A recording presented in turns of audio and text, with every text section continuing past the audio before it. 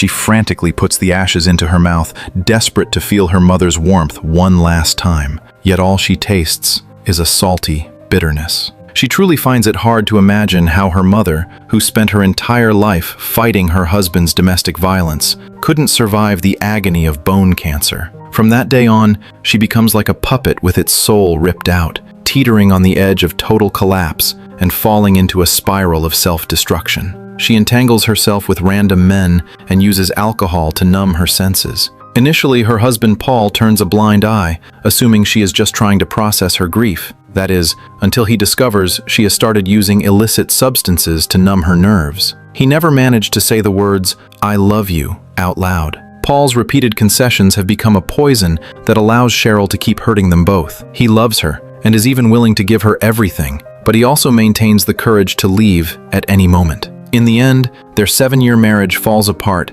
just like that. Before the final goodbye, they both feel a deep reluctance to part, but they know perfectly well that staying together would only bring more pain. However, not long after, Cheryl discovers she is pregnant. Her best friend Amy urges her to reconcile with Paul, but she simply shakes her head. She doesn't even have a clear idea of who the father is, so how could she force this chaotic life onto Paul's world? To Paul, that would be incredibly unfair. And for the child, being stuck in the middle of her personal ruins, she feels she doesn't deserve to be a mother at all. Instead of letting the child grow up in insecurity, she decides it is better to let them stop right at the very beginning. In the deep of the night after her surgery, she discovers a Pacific Crest Trail guidebook in her mother's old bookshelf. With her mother gone and her marriage lost, life couldn't possibly get any worse. And deep down, she feels this is a sign from above. Perhaps she can take a step forward, because even heading into the wilderness is better than rotting in place. So, she spends her remaining savings on gear online, buying essential clothes, food, and the books her mother left behind. These items are stuffed into a massive hiking pack that weighs nearly as much as she does. When she bends over to hoist the pack, struggling to stand up, her arms have no strength at all, leaving her lying on her back like an overturned beetle. Clearly, her hiking experience is zero. She can only bite her lip and use her knees to push off the ground, forcing her body upright. Early the next morning, she stands by the roadside with her luggage as a taxi slowly pulls up. The core of her hike is the famous Pacific Crest Trail, an epic route spanning about 4,286 kilometers across the American West. It runs north to south, crossing 3 states and connecting extreme landscapes like deserts, mountains, and lakes. The driver is shocked, as this trek will take at least 3 months, and the driver will be the last human she interacts with for a very long time. The scenery outside the window gradually shifts until it finally sinks into a vast, desolate expanse. The junction of the Mojave Desert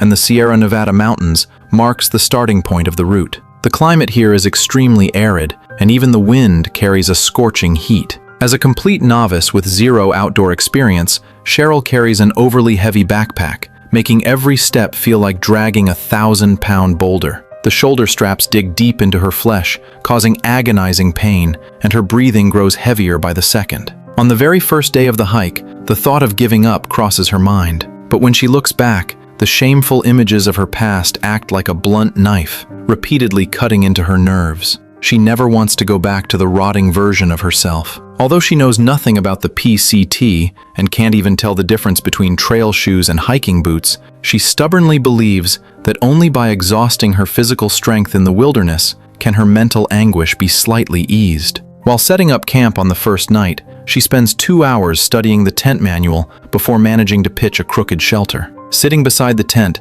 she suddenly thinks of her mother. So, she picks up a pen and paper and begins writing a diary. I thought of you today.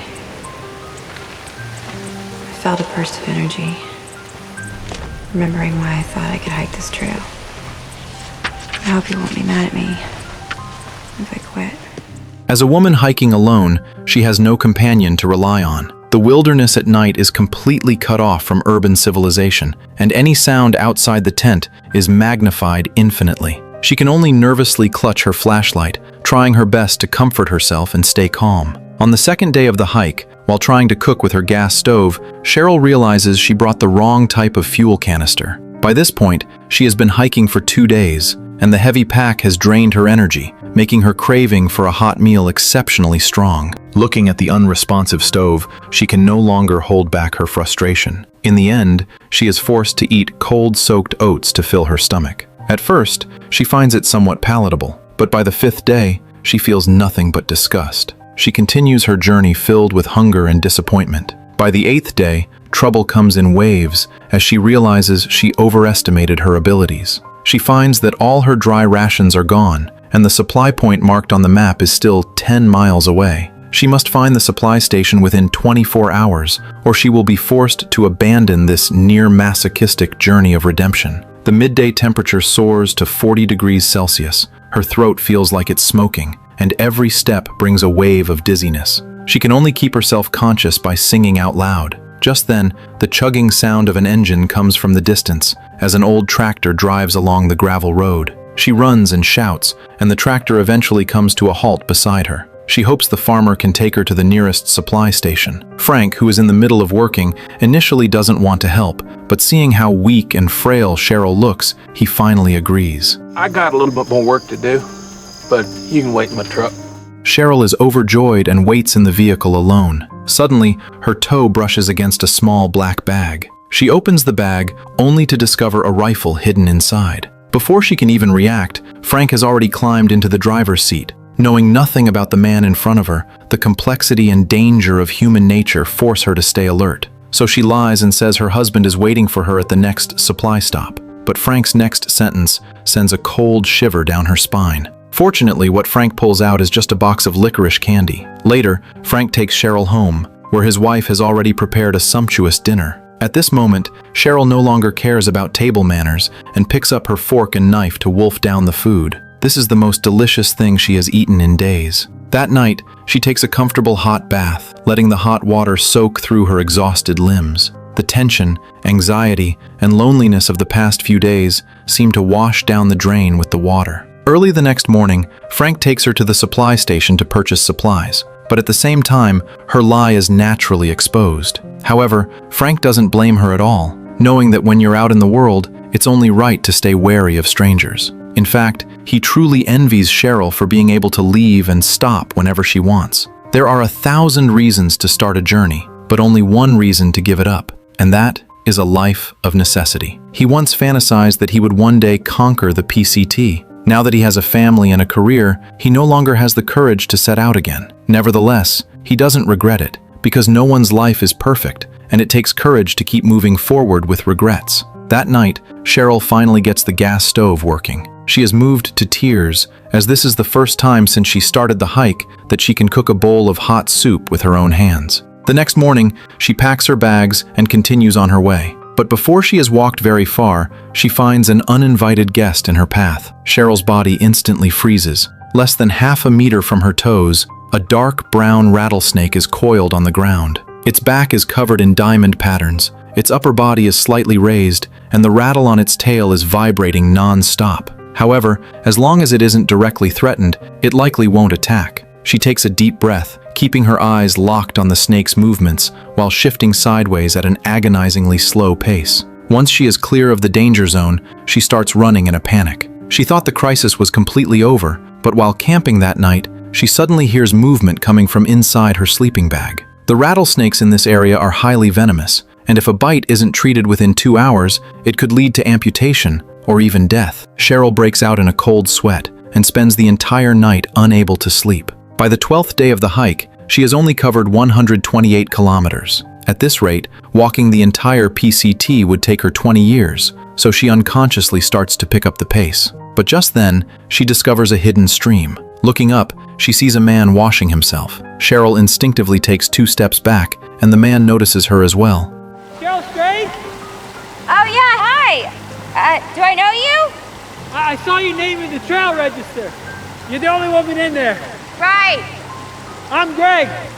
Nice to meet you. Once Greg finishes getting dressed, Cheryl walks to the edge of the stream to refill her water. In their casual chat, she learns that he can walk 35 kilometers in a single day, which leaves her momentarily stunned. To motivate herself, she makes an agreement with Greg to meet at the next campsite. With a plan and a goal in mind, she stops indulging in self-pity. Facing a large boulder blocking her path, she doesn't roar and scream like she did before. Instead, she stays calm, observes her surroundings, and looks for a solution. She first takes off her backpack and places it on the other side of the rock, then steps onto a protrusion, grips tight with both hands, and slowly climbs over. After getting over the rock, she pulls her backpack back into place. This feeling of conquering a hardship gives her an unprecedented sense of satisfaction. There are 10,000 difficulties in the world, but there is always a way to solve them all. Compared to the helplessness of screaming in place, the moment you personally tear open a crack in the hardship and watch the light pour in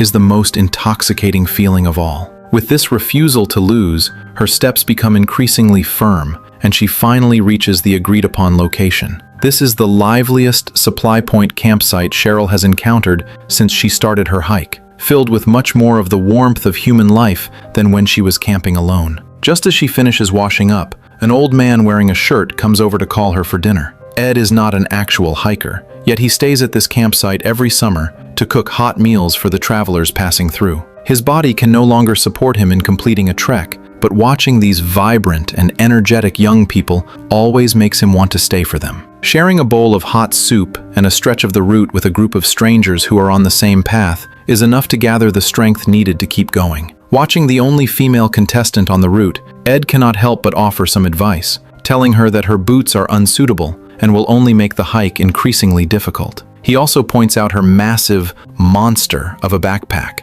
which is filled with far too many burdens. The hiking route ahead will only get tougher, so she must learn to choose what to keep and what to let go of to travel light. The things she hasn't used even once must undoubtedly be discarded. Next come the heavy books. Ed tells her that she can tear out the pages of the books she has already finished reading. Cheryl hesitates because these are mementos left by her mother and her only spiritual sustenance on the trail. But Ed insists that they will only become her burden. Life is like a journey where each of us carries a knapsack. Initially, we always think the more we pack, the better, only to find that if you pack too heavily, you move too slowly and lose the heart to even look at the scenery. In fact, the wisdom of life lies in learning how to perform subtraction. Only by clearing away the obsessions we can't let go of one by one and keeping the things that truly allow us to move forward easily can we go faster and further on the road of life. Later, during a casual chat, Greg also notices the loneliness in Cheryl's eyes. He tells her there is a place called the Bridge of the Gods. Some say that place is at the end of the snow-capped mountains, where even the wind carries a chill, making it perfect for someone like her who is seeking redemption. Hearing this, Cheryl once again has a goal. On the 25th day of the hike, Cheryl encounters a couple traveling by car. A photo hangs in their vehicle showing a little boy with a sun-drenched smile. Little boy, how old is he? He got hit by a truck when he was riding his bike 5 years ago. He was a tough motherfucker too, just like his mom. The man's words are like a needle that suddenly pricks Cheryl's memory. Her mother was just like that. Even though she suffered long-term domestic violence, she always faced every day with a smile. She said she didn't regret marrying a drunkard because God gave her an even more precious gift, which was Cheryl. On the 30th day, Cheryl finally reaches the edge of the snow mountains. This stretch of the journey is the most biting ordeal of her entire hike. As she steps upward through the lingering snow of the pine forest, the wind suddenly turns vicious, driving icy grains into her collar. She changes into thick cotton pants and a coat, planting her trekking poles deep into the snow, making every step slow but steady. The heavy snow quickly covers her footprints until the world is nothing but a vast white, and she gradually loses her way. Fortunately, she encounters two skiers. On a night of swirling snow, where flakes pour into her sleeping bag, she curls up in the frozen sack, listening to the howling wind. And just as she is about to give up, she dreams of her mother. Her mother smiles and tells Cheryl to keep going while carrying her love. After waking from the dream, she opens the tent and cooks a bowl of steaming oat soup. Just then, a fox suddenly appears before her eyes. She puts down the oats and steps forward, but the fox vanishes. Early the next morning, she continues in the direction the fox disappeared and actually manages to find a trail marker. In the glow of the snow, she feels as if her mother is leading the way ahead. By the 36th day of the hike, she finally makes it out of the snow mountains. But because of those ill-fitting shoes, her toes have become mangled beyond recognition. At the moment she rips off a toenail, a boot slips and tumbles into the valley. We have to admit that fate is a powerful chain reaction that keeps turning. One can curse it, but ultimately, one must let nature take its course. No matter how hard the days get, the sun will always rise tomorrow. Cheryl uses duct tape to bind her sandals to her feet and continues forward. At the next supply station, she meets Stacy, another female hiker who set out on the journey alone just like her. They sit and talk for a long time before sunset, and Stacy tells Cheryl that Greg gave up. Cheryl never would have imagined that something a professional hiker couldn't do, she, a novice with zero experience, actually accomplished. That night, Cheryl tells her story in full for the first time. From her mother's death from illness, to the collapse of her marriage, and then to the decision to go on this hike. This is the first time she has proactively opened up to someone about everything. The moment the words leave her mouth, she suddenly understands that life is a constant process of losing and gaining, but nature will heal everything. After entering Washington State, the trail becomes increasingly difficult to walk as the sun hangs overhead like a red-hot iron, and her physical strength is completely depleted. Cheryl takes her water bottle and drinks it dry. Normally, there should be a water tank every 20 kilometers along the trail, but when she reaches the tank with her bottle, she finds the water inside has long since dried up,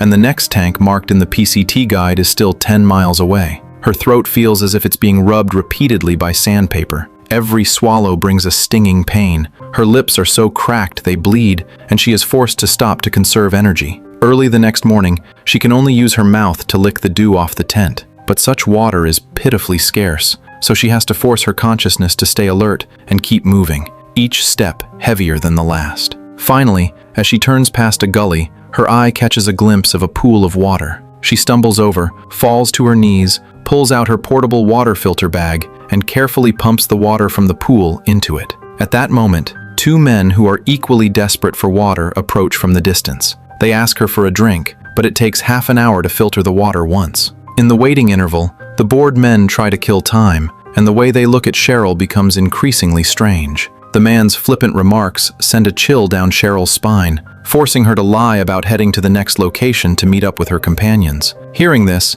the two men decide to continue on their way. Cheryl intentionally slows her pace, and only after watching them disappear from sight does she set down her luggage to start camping. Just as she is changing her clothes, one of the men suddenly doubles back. The man's malicious gaze wanders over her body, and Cheryl's hand tightens around her stick. At the critical moment, the man's companion calls out loudly from behind, and he is eventually forced to leave dejectedly. Cheryl doesn't dare delay for a second, hoisting her backpack and sprinting in the opposite direction. She only slows her pace once she enters the next stretch of forest. The air is filled with the fresh scent of pine needles mixed with the moisture of the earth after rain, and the tension of her non-stop travel is suddenly softened by this sweet fragrance. Crossing the last pine forest, she arrives at a small mountain town. Golden maple trees are neatly lined up on both sides of the road, leaving Cheryl, who has walked the wilderness for over 60 days, almost in a daze. When the sound of singing from the town drifts over with the wind, her tense footsteps suddenly slow down. It is a melody mixed with guitar playing and laughter, carrying the unique laziness and warmth of country music. Looking at this group of free and passionate young people, Cheryl suddenly feels an immense sense of kinship. Later, she finds a small inn at the edge of town, washing away the dust and exhaustion from her body along with the tension and anxiety of the past few days. She changes into clean clothes, puts on lipstick she hasn't worn in a long time, and follows the singing to a bar in town. Several locals are playing and singing folk songs about the mountains, the journey, and reunions. Some hum along to the melody, while others chat quietly over beer. The sound of the guitar and the singing intertwine like a gentle net, wrapping her inside. Just then, a young man comes over to strike up a conversation. Cheryl responds with a smile, but does not take things further. In the past, she used physical desire to forcibly plug the hole in her heart, but after every indulgence, there was only a deeper desolation. Now she finally understands that true fulfillment never comes from seeking outward, but from growing inward. Early the next morning, she unconsciously writes her ex-husband's name in the sand, only to quickly wipe it away a moment later. At every station she passed before, she would call Paul, but now Paul has his new life, and she should have her own new journey. Letting go of obsessions and moving forward is the best farewell to the past. Later, she sets out again, only to be caught in a torrential downpour. While passing a campsite, the hospitable owner takes her in. Subsequently, 3 more young people arrive here, and they recognize Cheryl at a single glance. Now, she has become the famous PCT Queen. That night, they pitch tents and chat together. The boys listen to her stories of the hike, and she listens to them talk about their hopes for the future. The lonely nights that used to make her toss and turn suddenly become lively and warm. By the 80th day of the hike, she is getting closer to her destination, and her footsteps become lighter. In the forest, she encounters a llama. Since she used to help her mother lead horses, the llama seems to have no resistance to her at all. Before long, the llama's owner arrives with a little boy. The boy looks at her curiously and asks where she came from and where she is going. Cheryl responds with a smile. When the little boy learns that Cheryl's mother has passed away, he falls silent for a moment and then sings a song his own mother once taught him. From this valley they say you are leaving. We shall miss your bright eyes and sweet smile, for you take with you all of the sunshine that has brightened our pathway a while. The clear voice of the child echoes through the forest. After Cheryl offers her thanks, the woman leads the boy away. But at that moment, she can no longer control herself, and tears suddenly surge out. This was her mother's favorite song, which she used to sing to Cheryl all the time. She thinks of every detail of her journey, the pain, the fear, the despair, as well as the occasional joy and touch of warmth. These are all part of life. She no longer blames herself for past mistakes, nor does she fear the unknowns of the future. She has learned to coexist with pain and to move forward while carrying her scars. When the sign for the Bridge of the Gods appears in her field of vision, Cheryl can hardly believe her eyes. A journey of 1,100 miles took her exactly 99 days. The blisters on her feet have turned into calluses, her skin is tanned dark, and she has lost 20 pounds. Yet the look in her eyes has become incredibly bright. Her backpack has become very light, containing only the things that are truly important. She knows life won't become perfect just because of this hike, and that pain will still exist, but she now possesses the courage to face everything. Just as she wrote in her diary, "I never truly walked out of the wilderness. I only learned to carry a piece of the wilderness in my heart." This wilderness is both a monument to trauma and an enlightenment for freedom, teaching that no matter what difficulties are encountered, one must bravely move forward. Everyone's life is a hike without a map, where low points and hitting walls are the norm. Time cannot pull us out of the depths. Only true inner peace and letting go can lead us out. There is also no such thing as true empathy in this world. One can be depressed, one can complain, and one can even break down, but one must learn to heal oneself. What truly backs us up is the undefeated version of ourselves within. The world will not make way for the timid, but it will reshuffle the deck for the brave. There was once a youth who thought the wind was always gentle and flowers always bloomed, never imagining that the wind would rise suddenly and the flowers would wither away.